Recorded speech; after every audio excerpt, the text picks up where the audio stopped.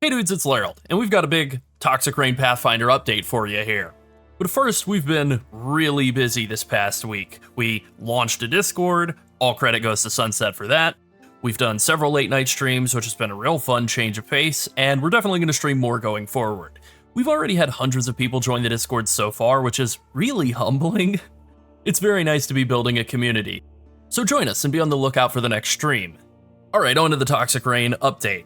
I've made a real effort to simplify everything I can with this build. I want as much automation as possible while still being insanely strong, right? Like, I haven't bothered to do Ubers yet, but I do think I'm at the point where the character can pretty comfortably kill Ubers.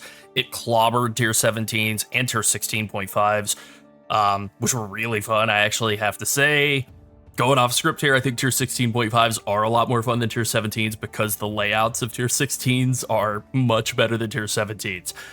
So I've done a lot of automation in the build, right? I want the character, like, when you're playing it, I want it to be relaxing. Like, I've been watching X-Files, or reading chat and stream or whatever, but, like, you want to be able to do something else without having to be, like, locked in and super focused while you're doing, like, you know, tier 17 and tier 16.5 maps, and for that to be no problem. You basically only need to hit, like, Toxic Rain, Life Flask, and movement skills, and that's pretty much it. This is especially good for those tier 16.5 maps, the memory maps, because now you actually have free hand space and like mental bandwidth to hit those memory pedal skills, which I do some of the times. There've been a couple of maps that I've gotten to the end of and realized like, oh, I have 1,200 memory pedals left. I never hit the button. Whoops. But for the most part, I remember because I really only have to hit like 2 or 3 buttons while playing the character to its maximum. And those memory pedal skills are really great, but like adding another keybind to a lot of builds that exist is ridiculous. It's like I'm playing like Path of Warcraft. So let's get into what I've actually done here. All right, so main 6-link in the Toxic Rainbow, still the same as before, you know, still a +3 bow with Chaos Dot, multi-attack speed, all that. Still Toxic Rain, Void Manipulation, Vicious Barrage, Efficacy, Mirage Archer, and Empower. All the usual there, nothing has changed. So the second 6-link I have here is the Lightning Coil now. I've switched from Kintsugi to Lightning Coil. It is a little bit more consistent defensively once you're able to, like, get enough resistances around to the rest of your gear to compensate for that big, like, I like Kintsugi early because it gives you, like, around 40 extra fire res. Lightning Coil takes away 60 light res, so it's like 100 resistance you have to make up with the rest of your gear. But at this point in gearing, Lightning Coil is definitely a more consistent defensive option. So Caustic Arrow is what I'm using in the second 6-link here, and I am using Mana Forged Arrows to automate that, and then I'm hooking it up to Awakened Arrow Nova just so that, like, normally when you're triggering Mana Forged Arrows, it will target at the enemy, but since I'm in my hideout, it's just going to target directly on myself. But you can see, like, the Awakened Arrow Nova, it shoots out in 6 different directions. You don't have to use Awakened support gems on any of this. None of the Awakened is required. It's just, you know, pretty effective. Like, it's a pretty good increase. The Awakened Arrow Nova in particular gives you 6 projectiles instead of only 5. Bit of a way to spend some currency that, like, feels kind of good. Then, you know, Void Manipulation and Vicious Barrage, standard stuff in the Caustic Arrow. Now, the thing that I'm doing a little different from, like, a traditional self-cast Caustic Arrow is I'm using Life Tap. And the reason for that is because we're using Mana Forged Arrows. The way Mana Forged Arrows works is it will trigger a skill, so you don't have to actually self-cast it. You can effectively get the value of like 2 6-links with bow skills for the price of only casting 1. But it only triggers when you've spent mana equal to 300% of the mana cost of the link that you're on. So if I take Life Tap out, the mana cost of Caustic Arrow is 7. I also have a bit of a life cost here from Petrified Blood, so I'll turn that off so it's not confusing. So the cost of Caustic Arrow is 7 mana. The cost of Toxic Rain, because of my 3 different non-channeling skills have -7 mana cost, is 1. So I would have to cast 21 Toxic Rains in order for Caustic Arrow to trigger. And so I'm going to just sit here and do that. You can see how long that actually takes. Brutal, right? So we fix that by using Life Tap. Now the issue with using Life Tap is it converts that mana cost into a life cost, and it's very significant. 300% cost and reservation modifier. So now instead of costing 7 mana, it costs 152 life. So as you can see, like, it's just chunking my life pool. Like, I am getting some life back from my Flasks auto-triggering, but you can see it's just chunking that life pool. Except Life Tap has a couple of upsides. One, it gives you, like, around 19-20% more damage to the linked skill while you have Life Tap, and Life Tap is, like, a baseline of 4 seconds, but because of all the extra skill effect duration we have, it lasts closer to like 12, so it's permanently up. You only have to cast like trigger like 2 caustic arrows for it to be up, so that's up all the time. But it also comes with 20% increased life recovery from flasks. Well, we have 100% life flask uptime very easily, so this is just like all upside. It's increased recovery amount on our life flask, which we're having up all the time, and it's free damage on our caustic arrow, and it's making it so that our caustic arrow, as you can see here, is just triggering constantly. So we're getting really, really effective clear out of this. And all we have to do is like run around a Toxic Rain, and then caustic arrow is just triggering and clearing everything out. I realized I forgot to mention this earlier, and I just want to say it now while I'm in the middle of a map. Throwing out Vol caustic arrow, that's why I'm using Vol caustic arrow. I got lucky on a corrupt on my original caustic arrow, turned into Vol. Save me a bit of money on buying one, but having this as like an extra cooldown that you can throw onto either like big enemies like mercenaries, map bosses, very tanky rares, or just kind of into very large packs of enemies is nice. Just a bit of an extra free cooldown you can have. Definitely not mandatory, but good if you have it available. But that sort of leaves the issue of like the old setup that I had for Mana Forged Arrows was to use Toxic Rain of Withering and Frenzy and get Culling Strike out of that, so I would get good single target damage support. So that's exactly what I've done with my gloves. I have Mana Forged Arrows set up here with Toxic Rain of Withering, which, just to like hit on a commonly asked question about this, Toxic Rain of Withering on its own, pretty much worthless. The only thing it does is apply Withered, that debuff, to enemies, but that's actually very valuable. Like, as a Pathfinder, we get a very, very strong Withered out of Nature's Reprisal. It's 9% increased damage, chaos damage taken for enemies, and it stacks up to 15 times. So 135% increased chaos damage taken for enemies. Huge. The problem is, the Nature's Reprisal doesn't really help with actually like applying it on a stack super consistently. 25% for 2 seconds on hit. So you're hitting a lot of times per second with Toxic Rain. You're hitting like 5 times per cast and like 4.5 times per cast per second. So lots and lots and lots of hits, but not nearly as consistent as you can get out of Toxic Rain of Withering. That is also why I like Automation and Withering Step together, for the same reason, just being able to like very quickly get a bunch of Withering stacks up on bosses or like particularly difficult enemies and not have to actually press a button in order to achieve that. And so we're kind of double dipping on that, getting it out of Toxic Rain of Withering, getting it out of the Pathfinder passive, and getting it out of Withering Step being automated. So triple dip, really. Then putting Frenzy in here is really simple. It's just a very consistent way to constantly generate Frenzy charges. It doesn't come with the downside of Blood Frenzy, which gives you like a 2% health degen per second, which is kind of annoying. It also doesn't require killing enemies like Blood Frenzy does. You know, that's just a chance on killing enemies. Maybe it's 100%, but still. It doesn't work on bosses. This does. So there you go. Very easy, consistent Frenzy charge uptime out of that. And then Culling Strike is just good.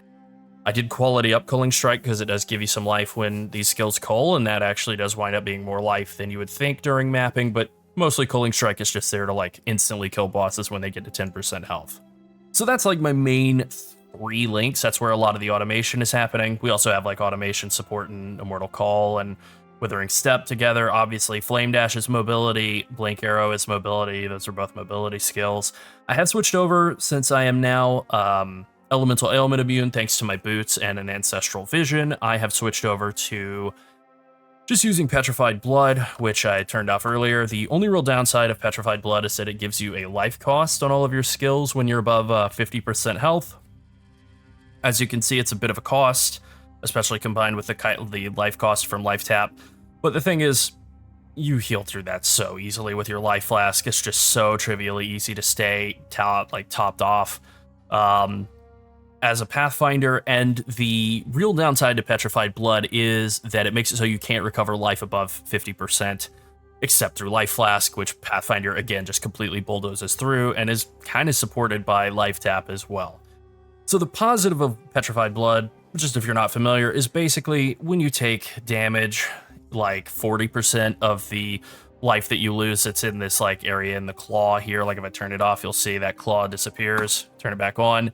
It more or less petrifies the bottom half of your life pool. And then that damage, when you take it, is staggered over the course of 4 seconds.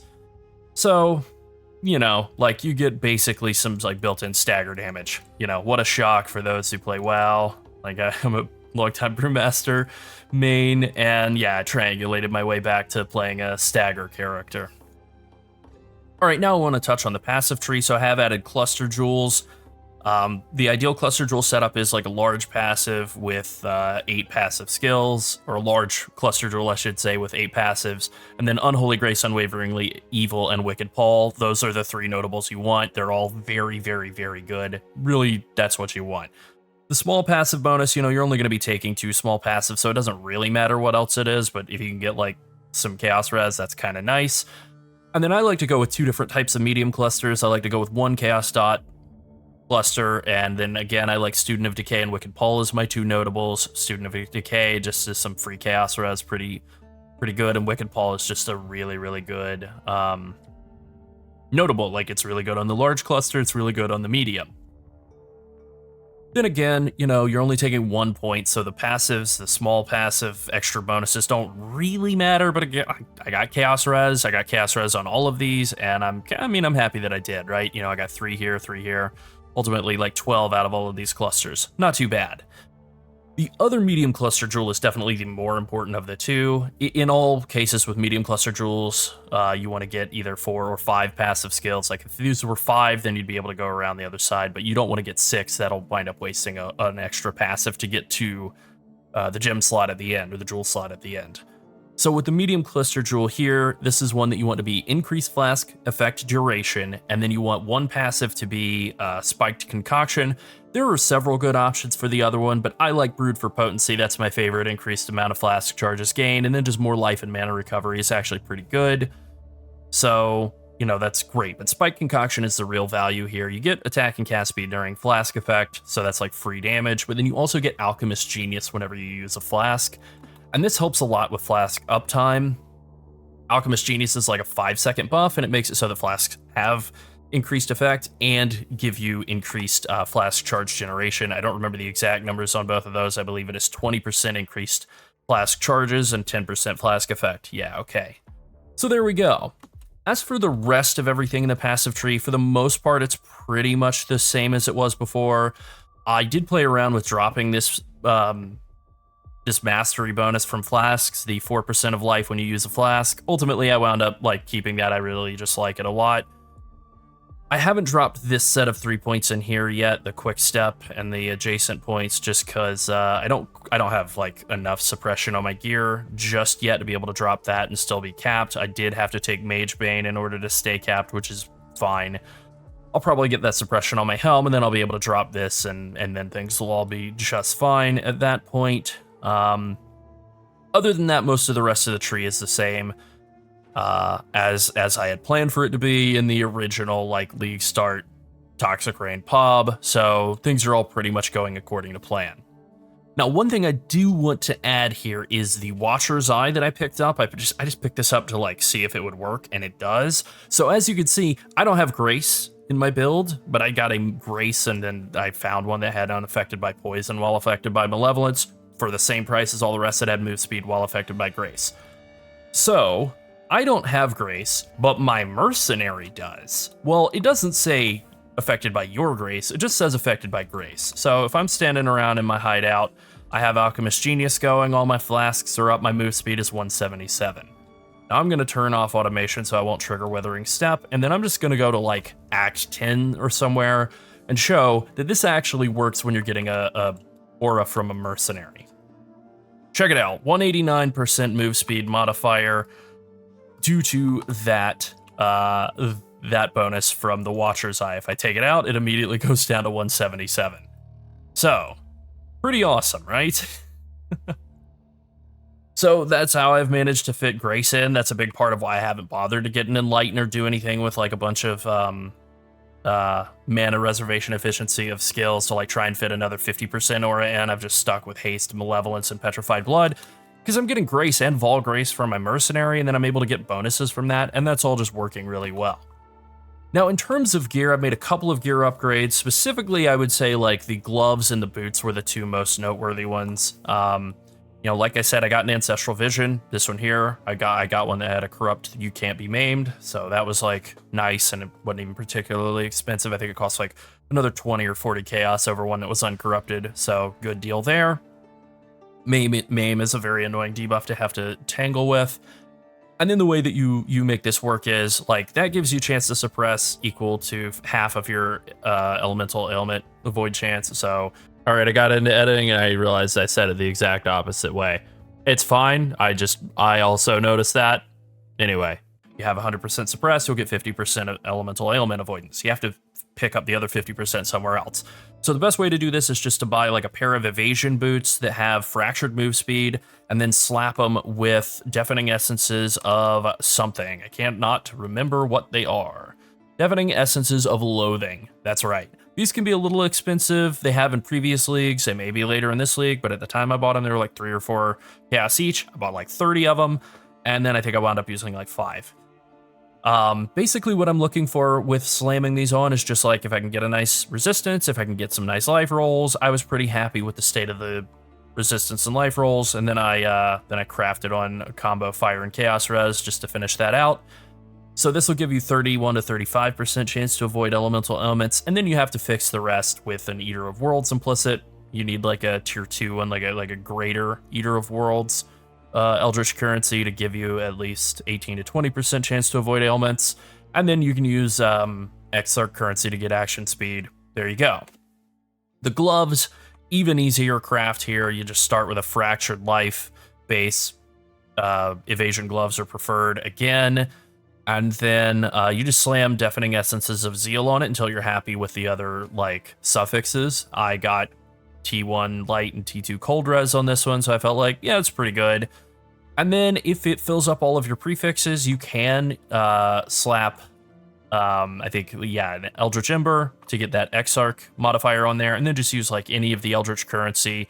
I used Eldritch Annuls to just remove one of the prefixes, and then I crafted on increased area of effect and increased area damage prefix, and now I'm at 41% increased area of effect, which is in that 37 to 43% range that you need to be for Toxic Rain to be good. And there you go. Then, the helm is pretty much still the same one that I found, I think, like in yellow maps or something. I believe I found this. Getting that Searing Exarch helm implicit, like a tier 2, so greater Eldritch Ember, for reduced mana cost of attacks is very, very useful for making your mana work. Like if you have triple crafted non-channeling mana skill cost, like reduced mana skill cost, and then reduced mana cost of attacks from the helm, and then also Thrill of Battle, then your Toxic Rain cost is going to be around 1. It doesn't have to be 1, 2 is also fine. I actually was even playing with 4 for a while. I had this particular neck that I found through Settlers of Kalgur mechanic, and unfortunately it doesn't have a, it has that annoying spell damage prefix, but like it doesn't have an open prefix to craft non-channeling mana cost of skills. And so the way that I made this work, with not having that, of course I don't have enough, strength in order to, I think, to equip Petrified Blood with that amulet, which is fine. But you can see the cost here is like 8. And so the way I was fixing that at the time was I dropped a point from somewhere else, and I was taking just an extra point here for 12% reduced mana cost of attacks, and that was bringing the cost down to 4, which was totally acceptable for any kind of mapping. That worked very well, but obviously it's better to get 21 reduced, like, flat mana cost out of your rings and your neck, and then you don't have to waste that extra point there for that. All right, one other thing I want to touch on. Obviously, I got a Tides of Time. This is really simple, right? You just want to get a Tides of Time that has the utility flasks gain 3 charges every 3 seconds. The cost of these that don't have a good roll on that utility flask mod is going to be a lot lower. So you can buy one that's just like badly rolled and slap divines on it and hope that you roll, 3 charges every 3 seconds on your utility flasks faster than it would have been to buy one. You might get lucky, you might not. I can't really tell you. The life flask charges is not bad to get. It's not super important, and then the mana flasks is like totally useless. As for my flasks, I haven't changed my silver or quicksilver flask. They're still just like giving me evasion rating and stun chance, and then I'm still using a gold flask with rarity of items, still use the same life flask. But because I have switched over to using lightning coil, I have switched to using a topaz flask, and because of Tides of Time, it's very easy to maintain uptime on your lightning flask. In fact, you can actually check your like flask uptime, flask charge generation rate, flask like charge consumption rate, the real duration, all of that in Path of Building. You can see below that like final blue line there, the effective flask stats on this are that it lasts for over 10.5 seconds. The charge cost is 18, and the charge generation is 3.2 per second. So in less than 6 seconds, I'm fully generating enough charges to use this flask. And it lasts for 10.5 seconds, so it's very, very easy to maintain 100% uptime, even with that Alchemist's modifier where it gets increased effect and reduced duration. So because of that, I'm also using it to just like get curse immune, and then it's giving me a lot of max lightning res, but also like if I toggle it off, yeah, it's it's responsible for, I think for me actually being res capped. Like, let me just double check here. Yeah, of course. Yeah, it is. So, I think I swapped around one of my resistances using Harvest Recrafting. So my fire res is not actually below 75. I'll double check that. I think it's my boots and my neck I swapped around. So, yeah, that is exactly what it was. And so now when I toggle off the lightning flask, you can see I actually do go below the cap. Normally this would be bad. This is a big advantage of playing a Pathfinder, is you can just fix your resistances with flasks and actually guarantee that you have 100% uptime in all situations, and it's totally fine. No other Ascendancy can do this. It's just like a huge advantage that Flask Finder has going for it. Then I mentioned earlier that I switched over to Lightning Coil. I like it. It is definitely the better long-term in-game option over Kintsugi. I just like Kintsugi early because it really is like a lot easier to gear for. It actually having positive resistance instead of negative resistance is huge. And then the fact that it doesn't have life means you can take the life mastery that gives increased max life if there are no life mods. That helps. Once you do swap over from Kintsugi to Lightning Coil, you definitely want to drop that life mastery, so be wary of that. And then, if you could pick up a Lightning Coil that has like a good corrupt on it, increased damage is really good, plus max all res is really good. There are a lot of good defensive corruptions. I'm partial to the reduced extra damage taken from critical strikes. That one's definitely like kind of underrated in PoB if you compare them, but it is my personal favorite of all of the defensive corruption implicits. My long-term goal is going to be to get one that probably has like increased damage and reduce extra damage taken from critical strikes, but that might be like a double-digit divine price tag. All right, I think that pretty much covers everything with my character, but now I want to touch on my Mercenary because I have made a couple of changes to her. Now you'll note that I didn't mention anything about despairing enemies, like casting Despair, and that's because she's doing it. I bought a pair of Pain Seeker gloves that have curse enemies with Despair on hit and still have a decent roll in that final modifier. They inflict non-damaging ailments as though dealing like around 180% more damage. That's obviously pretty good. I did self-find a slightly better Ahuana's Bite, 97% more damage. Your chills count as though dealing more damage.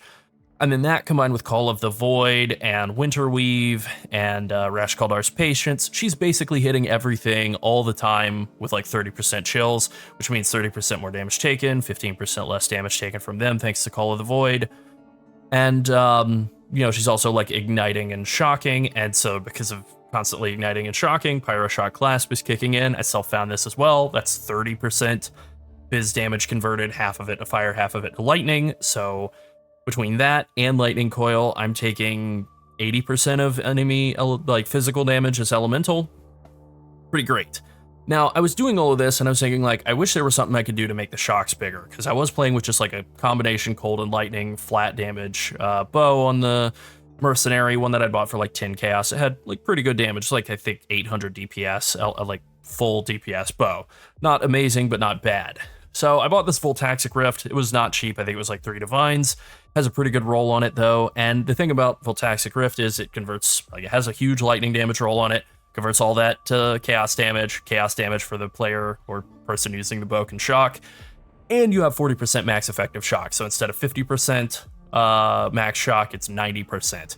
And then it comes with the modifier that hits with the weapon shock enemies, as though dealing 300% more damage, and that stacks very nicely with Painseeker, giving your non-damaging ailments are inflicted as though dealing 178% more damage, and also with Ash Frost and Storm, Anoint, giving 30% increased effective non-damaging ailments.